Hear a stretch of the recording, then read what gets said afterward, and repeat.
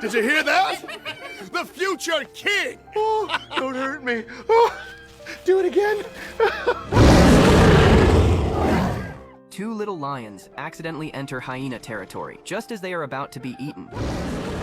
A lion roar suddenly rings out, scaring the hyenas back step by step. It is Simba's father, Mufasa. Mufasa has arrived. Just standing there alone is enough to intimidate the entire hyena pack. Forget beating him head on. These hyenas do not even have the courage to attack together, because Mufasa is the king of the Pride Lands. They do not dare fight a true king. If you ever come near my son again... No, Mufasa. Never. Never again. You've been warned, Shenzi.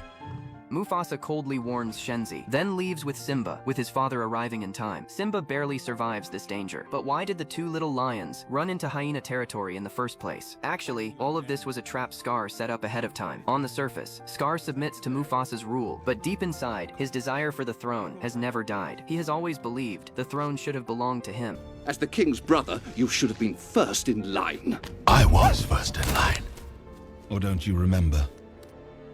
That is until the precious prince arrived. Don't turn your back on me, Scar. Oh no, Mufasa. Perhaps you shouldn't turn your back on me. Is that a challenge? I wouldn't dream of challenging you again. Because he was once a royal heir too, but when he was young, he betrayed Mufasa and almost got Mufasa killed. Mufasa did not kill him in the end, but in Scar's heart, he never stopped thinking about the throne. The problem is, against Mufasa in his prime, Scar has no chance at all, so he has been waiting for an opening, and that opening is Mufasa's son Simba. That day, Mufasa takes Simba to the top of Pride Rock and tells him to rule a kingdom well. Power alone is never enough. What matters more is responsibility. A true king must respect nature and respect life. This is the basic law of the Pride Lands, and the reason so many animals on this grassland can live together. But Simba is still too young. He cannot truly understand these words yet. All he wants is to prove himself quickly, to prove he is already brave enough. Before long, Simba meets his uncle Scar. At this moment, Simba is only an innocent child. Of course, Scar knows that, so he deliberately tells Simba the shadowy land north of the grassland is actually the elephant graveyard. Children must never go there. Only a real Lion King has the right to step into that place. On the surface, Scar is warning Simba not to go, but in truth, he is feeding his curiosity. Sure enough, the more Simba hears, the more he wants to see it. He immediately runs to find Nala, planning to sneak out with her on an adventure. But to reach the elephant graveyard, they must first get rid of Zazu, who is watching them. The two little lions find a way to shake off Zazu, and soon arrive at the elephant graveyard. There are animal bones everywhere, and the air is filled with danger. Simba thinks, as long as he dares to come to a place like this, he can prove he is brave enough. But he has no idea. Mufasa did not forbid him from coming here, because it is creepy. He forbade him, because this place is home to the notorious hyenas. Simba, get down. It could be dangerous. Danger? Ha! I laugh in the face of danger. Ha ha ha ha! Soon, Simba and Nala are surrounded by the hyena pack. Standing behind them is the hyena leader Shenzi. Of course, Shenzi knows the little lion in front of her is Mufasa's son and the future king, but she does not care at all. At the critical moment, Zazu arrives in time. He warns Shenzi, if she dares hurt Simba, it means declaring war on Mufasa. But Shenzi's goal today is to kill Simba and Nala, and she does not plan to spare Zazu either. Hyenas and lions have been at war since the beginning of time. But Mufasa's bloodline will end here!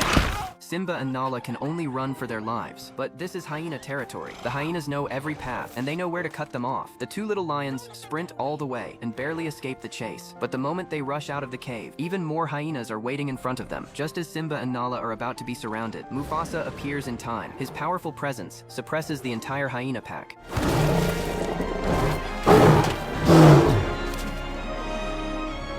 Mufasa does not blame Simba too harshly, because deep down he understands. If a lion does not even dare to take risks, how can he become a true king one day? But on the other side, Scar, whose plan has failed, has already arrived at the hyena's lair. Scar curses at the hyenas angrily. He scolds them for having so many members, yet still failing to kill one little lion. The hyenas do not really care. You fools have stripped your land of every living thing. And yet I send two little cubs your way, and they come back alive. I guess we'll have to eat you instead. Why eat one meal when you can be feasting the rest of your lives? What could you possibly offer us? But Scar's real goal is not this small failure. He is already preparing to kill Mufasa himself and take the throne. Scar tells the hyenas, as long as they help him get rid of Mufasa, after he becomes king, all the prey in the Pride Lands will belong to the hyenas. They will no longer need to live in this sunless elephant graveyard. Of course, the hyenas cannot refuse such a deal. Scar easily forms an alliance with them. Yes, my teeth and ambitions are bared. Be prepared. Be prepared. Be prepared! Soon, Scar takes Simba alone to a gorge. He tells Simba, every king practices his roar here as a cub. Only when the roar is powerful enough can he be worthy of becoming the future king. The innocent Simba believes Scar's words and obediently stays in the gorge to practice. Scar pretends to leave, but in truth, he immediately signals the hyenas above to move. Soon, the mountainside begins shaking violently. A herd of wildebeest is frightened and rushes down the gorge like a flood, and young Simba is standing alone in the middle of the gorge, completely unaware that he has become the bait Scar will use to kill Mufasa.